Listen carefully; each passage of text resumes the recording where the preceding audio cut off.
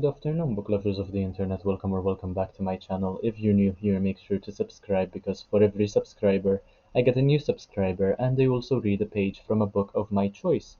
So in today's video, I am going to be reviewing Iron Man Extremis or Extremis, whatever you wish. This is the 43rd volume in the Ultimate Graphic Novels collection, the Marvel one. I have about 60 volumes in total, I believe, and I rated this one 4 out of 5 stars.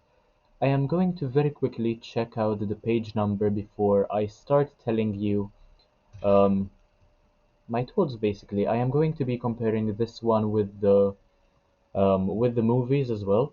So this one has 160 pages. It was a very quick read. I read it in about an hour, I believe, and it was a very fun read. Hence my rating of 4 out of 5 stars. But um, I am quite disappointed that the movies weren't loyal to this concept of the Iron Man happenings, and I am a person who has watched the movies several times, and we do see something similar with what happens in the book with nanotech, but much later in the Avengers movies.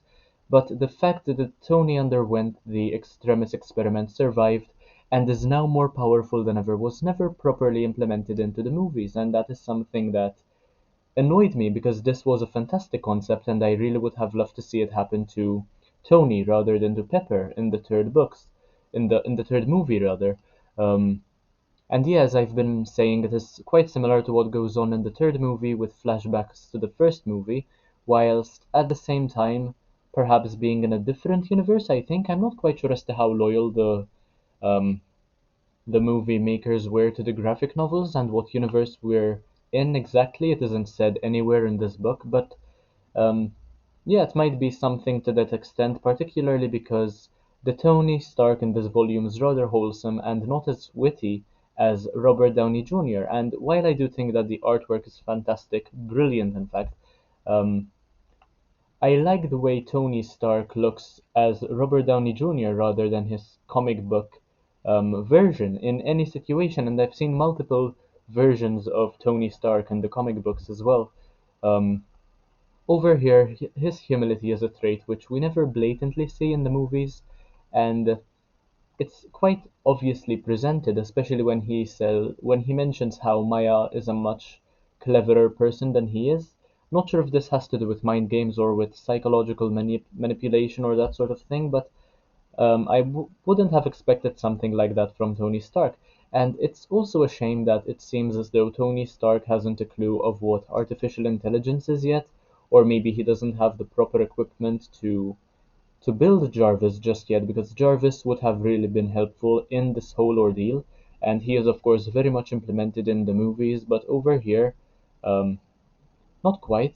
Maya is also a menace. She is one of the scientists working on the Extremis project, and Killian, who is meant to be the antagonist in the third movie, in the comics he's hardly mentioned, and we don't have a proper antagonist in this one as a matter of fact, which kind of decreased the amount of conflict, even though the action sequences made up for it, and the main antagonist is just the stray sort of terrorist who is a victim of Extremis, and he is later defeated very, very quickly in just a couple of panels by Tony Stark after Tony Stark got his much needed upgrade, thanks to Maya and thanks to the sacrifice he was willing to make, of course.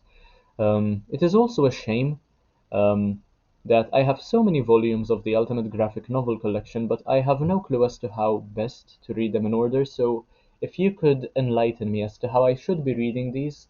I have the first 60 volumes and I want to read them in order, but not in the way, for instance, from 1 to 60. I want to read them in a way where I can read all about my favorite superheroes rather than different superheroes with each volume, and I'm not quite sure how to do that. I plan on making many more of these video reviews having to do with graphic novels. I mean, I love graphic novels, and I don't review them nearly as often, which is something I plan on changing, but yeah, that is all I had to say about Iron Man Extremis over here, the 43rd volume in the graphic novel, the Ultimate Graphic Novel collection. And I hope you enjoyed. If you did, make sure to like, comment, share, subscribe, the usual stuff. Check out the rest of my content. And remember that I reply to every single comment, so don't miss out on that opportunity to get an answer from a very popular booktuber. So thank you for watching, and I'll see you in the next one, hopefully very, very soon. Bye, guys.